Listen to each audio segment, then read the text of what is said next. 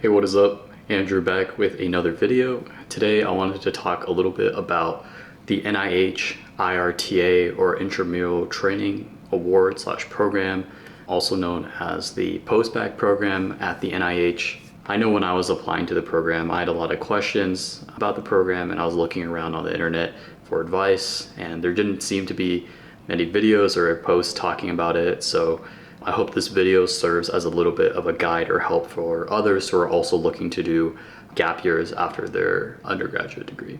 So the first thing I want to talk about for the NIH Postbac program is that it's a 1 to 2 year research fellowship that you can do. So this can be a great opportunity if you're looking to apply to graduate school during a gap year, let's say after undergrad. This gives you the time while also working a job, earning money, while also building your resume by participating in research.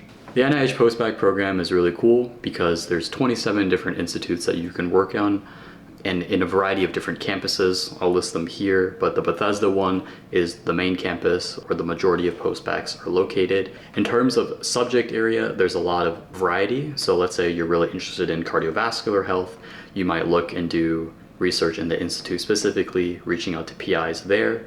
However, if you're, let's say, interested in neurovascular disease, you can also find subject areas of research within that as well. Some of the main perks is that they actually offer you free health insurance. It's paid, which is really nice. Weirdly enough, there's some research programs out there that are not paid. For example, I made about $39,000, or I'll make about $39,000 during the total of my 1 year. However, this increases if you're gonna do a second year. I'll include more information just generally about the NIH Postbac information that you can read down below. Really just go through it and see if it's something that might align with what you're looking for and your values. However, for the rest of this video, I want to really give some suggestions or tips on getting into a lab at the NIH.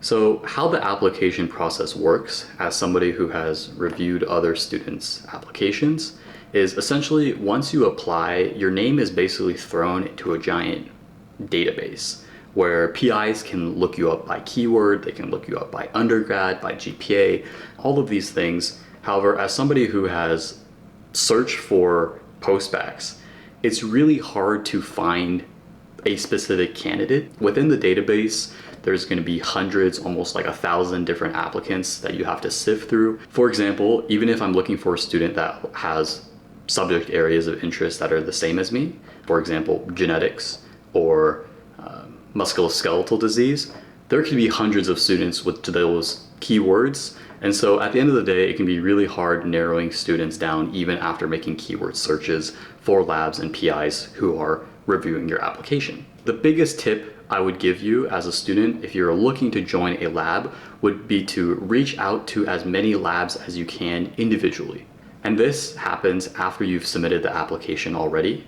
But what you can do is you can send out a detailed letter or email detailing some of the reasons why you want to join the lab, some of your past research experiences, and just your contact info in case they want to reach out to you, maybe interview you. And this is really important, like I had mentioned, because of the number of applicants, it's really hard for these labs to actually decide. Let's say there's 10 good candidates and only one of them actually reached out to you or reached out to them and made a really good impression. The likelihood of that one person getting an interview and getting hired would be a lot higher than somebody who got found from the portal but didn't take any initiative and reach out to the lab directly. Thus, if you're looking to join a lab or apply for the program, really have a strong understanding of what kind of research, what kind of lab, what kind of mentorship you're looking for.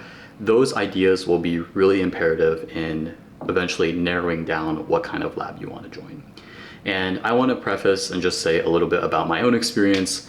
I had reached out to about approximately 20 different labs by the time I had gotten my offer letter to join the lab that I'm currently in at the NIH. And a lot of them are going to say no. And a lot of them are going to say, oh, we're only looking for 2-year candidates, or we don't have any available positions now. However, 1 in every 5, let's say, might give you an opportunity to interview with one of their coworkers, or they'll give you more information to contact them at a later point because they're not currently hiring. You might feel disheartened if you don't feel positive news initially. However, treat it as if you're applying to any old regular job on, let's say, LinkedIn or Indeed. You really have to put your foot out there and try to get your name to as many of these PIs as possible in order to give yourself the best shot at matching at one of these labs. Below in the description, I've included an example. This is essentially the same exact email format that I send out with a bunch of different PIs. I've redacted names and some personal information, but you can really just use it as a template to formulate your emails to these different PIs at the NIH. All of their email information is typically public, so you can type in something such as NCI researchers focused on ovarian cancer, for example. And then maybe a list of researchers will pop up, and then let's say there's 10 of them, you kind of go down the line, see which one of them has research areas of interest that align with you, and perhaps read some of their past research papers and see if that's something that you would want to work on as well. That's all I have for you guys today. Thank you so much for watching. If you have any additional questions, feel free to leave them down in the comments below, and I'll catch you in the next one. Thanks.